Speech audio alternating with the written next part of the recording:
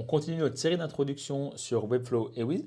Donc, dans la précédente vidéo, on a vu comment lier Webflow et Wiz et on a mis ici nos premières actions en place pour notamment cacher ou afficher le champ sirène en fonction de la réponse à la première question. Donc là, on va continuer avec notamment le call API à Peppers. C'est parti. Alors, on va découper cette vidéo en 4 parties qui seront toutes dédiées au call API vers Peppers. Donc la première partie, ça va être comment ajouter une app dans Wiz. Ensuite, on va voir comment ajouter une requête à partir de cette app dans Wiz toujours. Ensuite, on va voir comment déclencher cette requête. Et enfin, on va voir comment utiliser la data retournée par le call API directement dans Wiz. Alors, pour la première partie, d'abord, on va aller sur Peppers. Donc là, je suis sur mon compte Peppers dans lequel j'ai ici mon API. Et ici, j'ai ma clé API. Donc, on va déjà regarder la documentation pour voir comment on peut ajouter tout ça dans Wiz ensuite.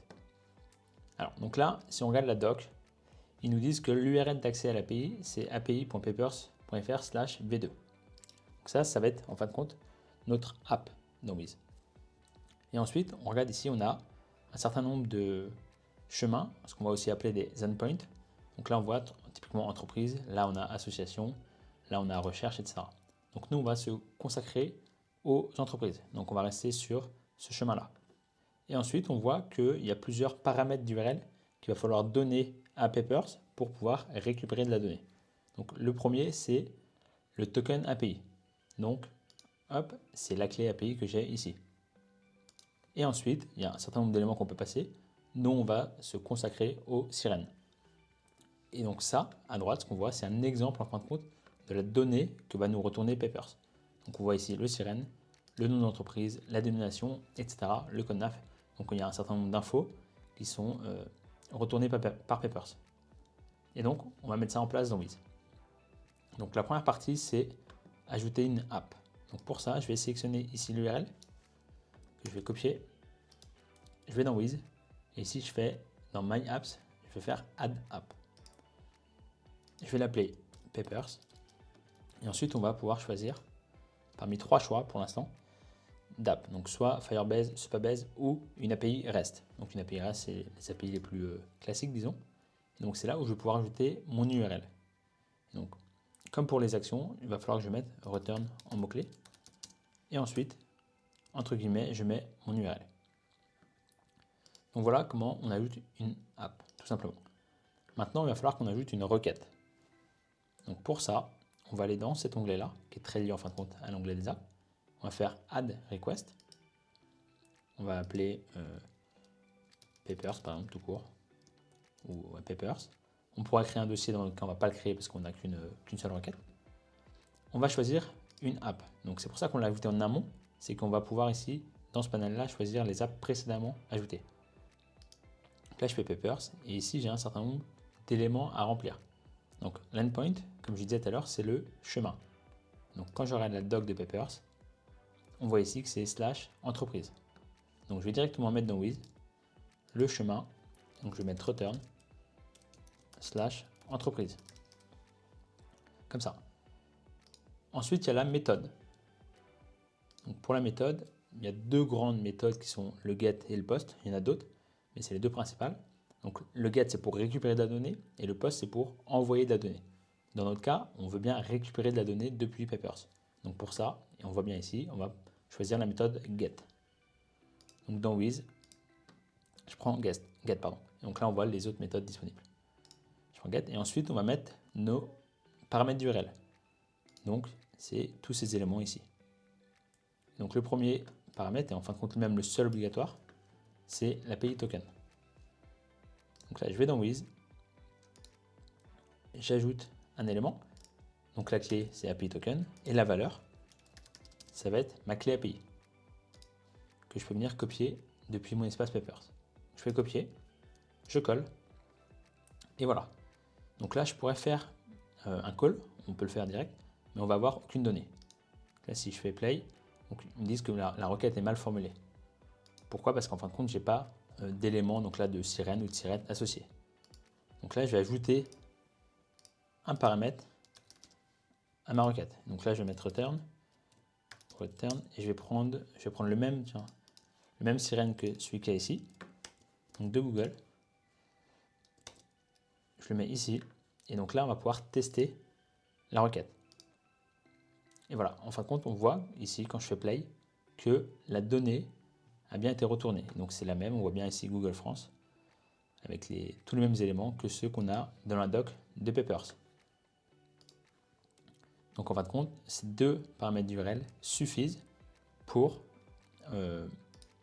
aller chercher de la donnée sur Papers. Donc ça, c'est la deuxième étape. Maintenant, on va créer une action pour dire en fait, je veux que tu déclenches cette requête lorsque je fais ceci.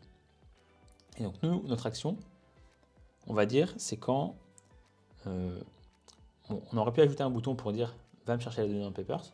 Nous, on va utiliser un autre événement qui s'appelle le blur. Donc le blur, c'est le contraire du focus. Donc le focus, c'est quand on est sur un champ, comme ici. Donc là, et on voit bien ici, j'ai mis la bordure en bleu. Et le blur, c'est quand je quitte le focus de ce champ. Et donc nous, c'est là qu'on va déclencher notre requête. Donc on va créer une action. Donc on va l'appeler call papers par exemple. Donc là, on n'a pas de dossier défini. On ne va pas en créer un nouveau pour l'instant. Et on a deux types d'actions, donc soit des événements, soit des éléments. Donc un événement, par exemple, c'est lorsqu'un attribut est présent, ou lorsque une requête se termine, ou lorsqu'une page finit de charger. Et les éléments, c'est sur les attributs. Donc c'est un attribut associé à une action. Donc là, moi, je vais choisir element, puisqu'en fin de compte, je veux que ça se passe sur l'attribut sirène. Donc je vais venir le choisir. Hop, il s'appelle sirène.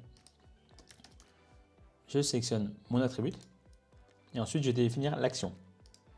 Et donc là, on peut choisir un certain nombre d'actions. Donc je ne vais pas tous les repasser, mais nous, celle qu'il nous faut, c'est onEvent. Et l'event, donc ça va être blur, comme je disais.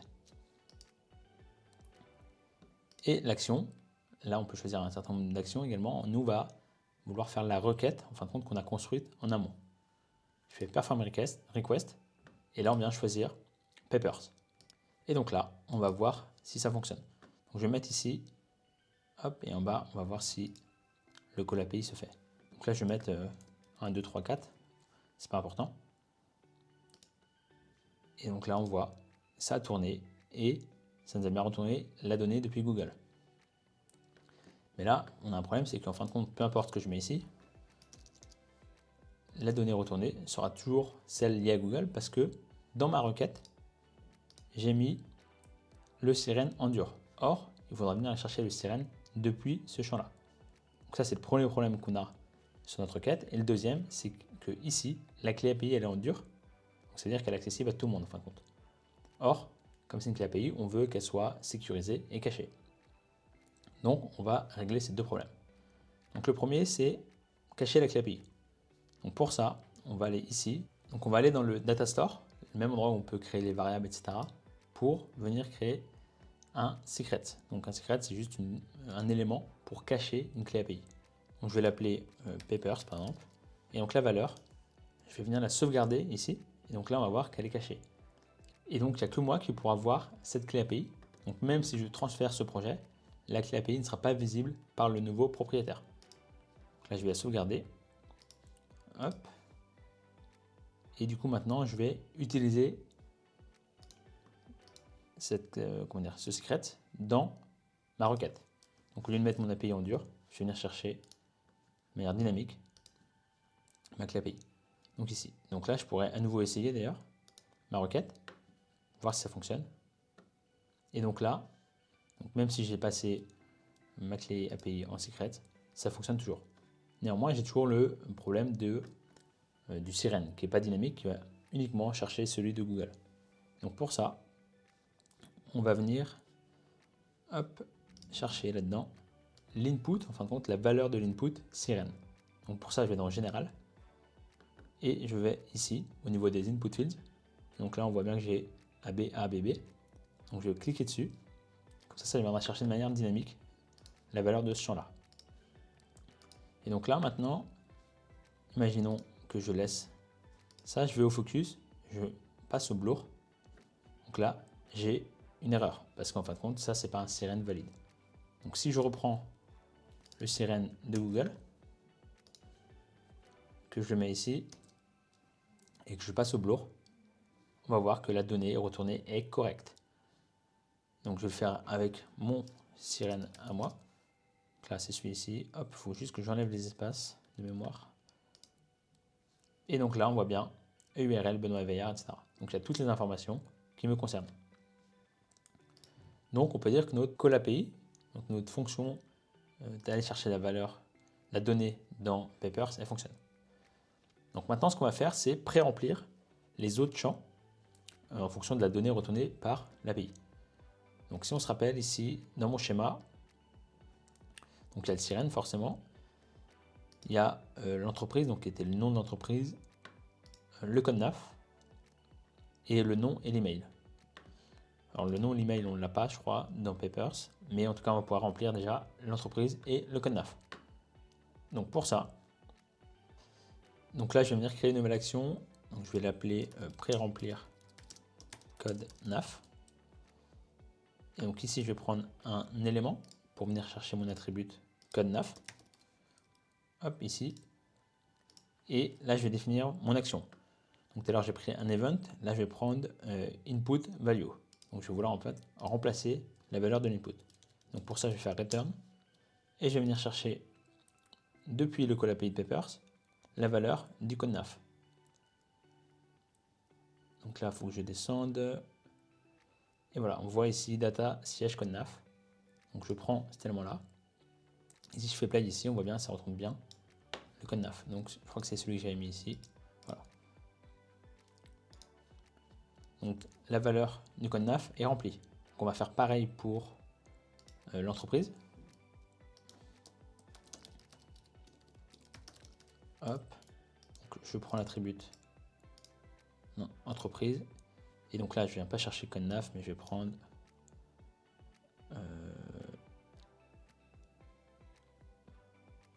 hop, je supprime tout ça, je vais prendre nom entreprise. Tac, ici. Et donc là, bon, là on ne le voit pas, mais si je décache, par exemple ici, le code NAF, que je vais mettre en display block, par exemple, on va voir qu'ici il est pré-rempli. Je vais le remettre en none, parce que pour l'instant on ne veut pas l'afficher. Et pareil pour l'entreprise, ou si je passe hop, en bloc, le nom de l'entreprise est bien défini. Hop, et je vais le repasser en none. Donc on avance pas mal. Sur les autres éléments, du coup, on les fera dans la prochaine vidéo où on définira les dernières branches à afficher ou non en fonction des critères qu'on a définis.